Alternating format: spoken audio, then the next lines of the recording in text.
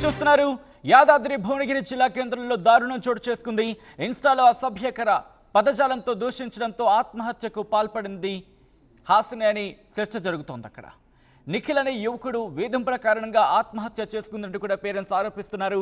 Insta స్నాప్చాట్లలో చెప్పలేని మాటలతో నిఖిల్ వేధించాడని మృతురాలి తండ్రి ఆరోపిస్తున్నాడు. నిఖిల్ హాసిని ఇద్దరు కూడా క్లాస్మేట్స్. ఈ నేపథ్యంలో వాళ్ళిద్దరి మధ్య జరిగిన సంభాషణ సరిగ్గా లేదు. మరి ముఖ్యంగా నిఖిల్ అసభ్యకర పదజాలంతో మెసేజ్లు చేసేవాడను, లేకపోతే దానికి సంబంధించి టెక్స్టింగ్ చేసేవాడంటూ కూడా అక్కడ పేరెంట్స్ ఆరోపించడం జరుగుతోంది. దానికి సంబంధించిన బ్రేకింగ్ న్యూస్ చూస్తున్నారు.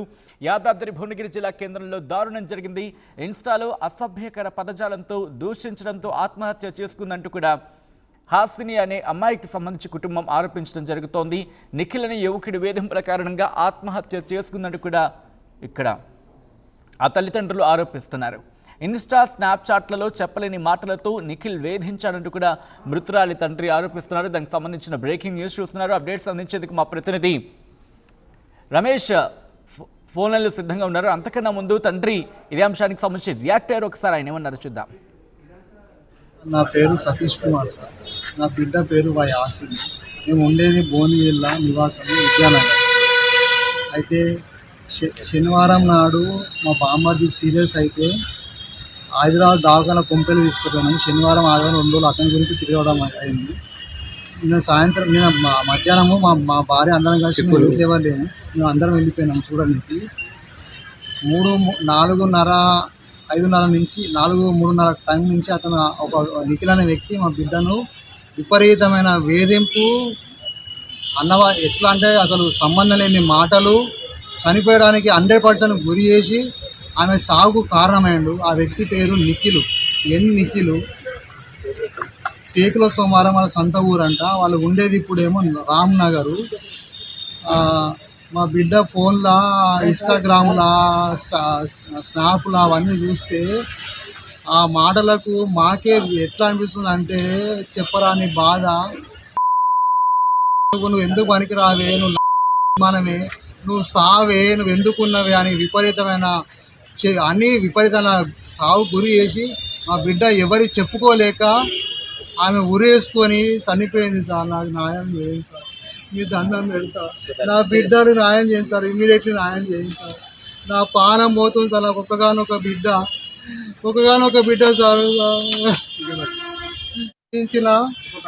ఒక్క మ్యాటర్లు ఎట్లా అంటే విపరీతమైన టార్చర్ సార్. ఘోరంగా మా బిడ్డ స్క్రీన్ వాడు తెలివితోడు అన్ని డెలీట్ చేసేటట్టు చేసింది సార్. మా బిడ్డ ఏదో పాపం బాధపడి స్క్రీన్ షాట్ తీసి మళ్ళీ ఫోన్లో పెడితే ఈ ఫోన్ సిఎస్ఆర్ నిన్న ఇచ్చినాము. ఇది సార్ కాపీస్. రైట్, అది ఆ తండ్రి ఆవేదన, ఆ తండ్రి ఆరోపణ. అనరాని మాటలతో, బహుశా ఇంతకు మించి అసభ్యకర పదజాలంతో తన కూతురుని వేధించేవాడంటూ కూడా ఆ తండ్రి ఆరోపించడం జరుగుతోంది. ఆ వేధింపులు తట్టుకోలేకి బల్వన్ మరణానికి పాల్పడింది తన బిడ్డ అంటూ కూడా ఆయన ఆవేదన వ్యక్తం చేస్తున్నాడు.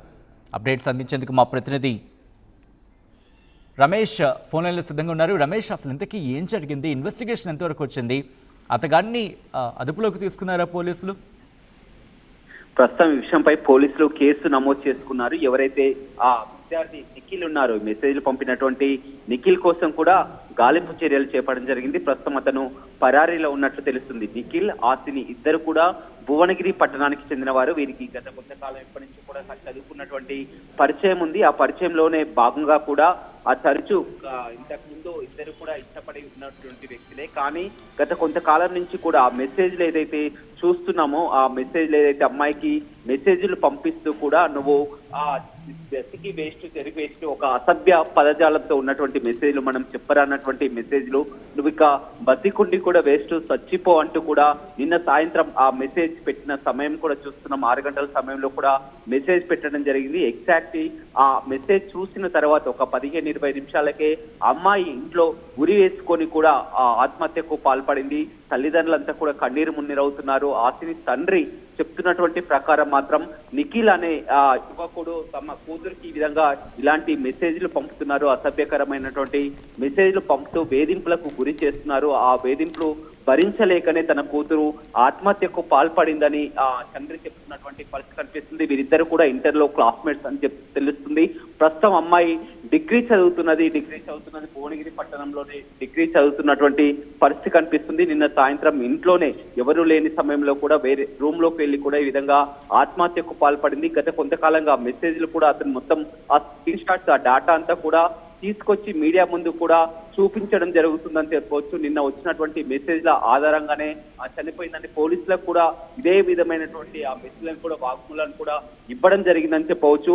పూర్తిగా నిఖిల్ ఏదైతే ఉన్నదో నిఖిల్ మెసేజ్ల వల్లనే ఈ విధంగా చనిపోయిందని చెప్తున్నప్పటికీ కూడా పోలీసులు మాత్రం విచారణ ప్రారంభించడం జరిగింది. ఎందుకు అమ్మాయి చనిపోవడానికి ఒక నిఖిల్ పంపినటువంటి మెసేజ్లే కారణమా మరేదైనా అనుమానాలు ఉన్న కోణంలో కూడా పోలీసులు విచారణ అయితే ప్రారంభించడం జరిగింది. ఒక్కగానొక్క కూతురు ఈ విధంగా ఇంట్లో ఉరి వేసుకొని చనిపోవడం పట్ల తల్లిదండ్రులతో కూడా కన్నీరు మున్నీరుగా విలపిస్తున్నటువంటి పరిస్థితి భువనగిరిలో కనపడుతుంది. సజ్జి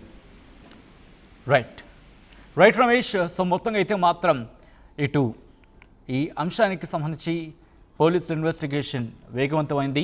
యాదాద్రి భువనగిరి జిల్లా కేంద్రంలో దారుణం జరిగింది. ఇన్స్టాలో అసభ్య పదజాలంతో దూషించడంతో ఆత్మహత్యకు పాల్పడింది తన కూతురు హాసిని అంటూ కూడా ఆ కుటుంబం ఆరోపించడం జరుగుతోంది. నిఖిల్ అనే యువకుడి వేధింపుల కారణంగా ఆత్మహత్య చేసుకుందంటూ కూడా ఆ తల్లిదండ్రులు ఆరోపిస్తున్నారు.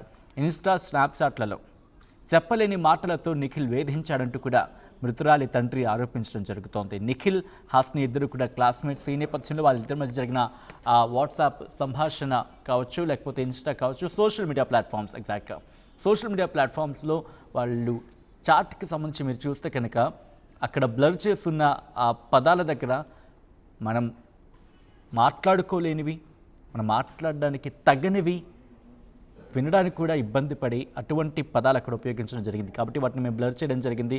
ఒకసారి మీరు చూడొచ్చు, నీహా అంటూ లవ్ ఇమోజీతో అక్కడ మీరు చూడొచ్చు.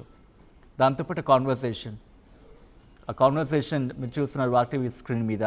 అది ఆ తండ్రి ఆరోపిస్తున్నారు. ప్రస్తుతం అటువంటి టెక్స్టింగ్ చేయడం వల్ల, అటువంటి కాన్వర్సేషన్ కారణంగానే తమ కూతురు బలవన్ మరణానికి పాల్పడిందంటూ కూడా ఆ కుటుంబం ఆరోపిస్తోంది. ఈ కథను మిమ్మల్ని కాస్త కలవరపరచచ్చు. అయితే మిమ్మల్ని కలవరపాటుకు గురించడం ఆర్టీవీ ఉద్దేశం కాదు. కానీ ఇటువంటి కథనాలు చూసినప్పుడు కాస్త కలవరపాటుకు గురే అవకాశం ఉంటుంది. కాబట్టి దీనికి సంబంధించి తగిన జాగ్రత్తలు తీసుకోవాలని చెప్పి ఆర్టీవీ సూచించడం జరుగుతోంది.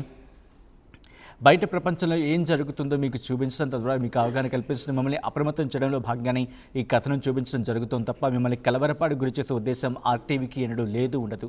కానీ ఇటువంటి కథనాలు చూసినప్పుడు కాస్త కలవరపాటు గురే అవకాశం ఉంటుంది. కాబట్టి దీనికి సంబంధించి తగిన జాగ్రత్తలు తీసుకోవాలని చెప్పి ఆర్టీవీ సూచించడం జరుగుతోంది. పిల్లల విషయంలో మరొక్కసారి పిల్లలకు సెల్ ఫోన్ ఇచ్చామా, పిల్లలకు ల్యాప్టాప్ ఇచ్చామా, పిల్లలకు దీంతో పాటు అంటే ట్యాబ్ ఇచ్చామా, లేకపోతే కంప్యూటర్ ఇచ్చామా అనేది వాళ్ళకి ఇచ్చామా అని వదిలేయకుండా వాళ్ళు ఏం చేస్తున్నారు, ఆ సెల్ ఫోన్స్ని వాళ్ళు ఎలా యూజ్ చేస్తున్నారు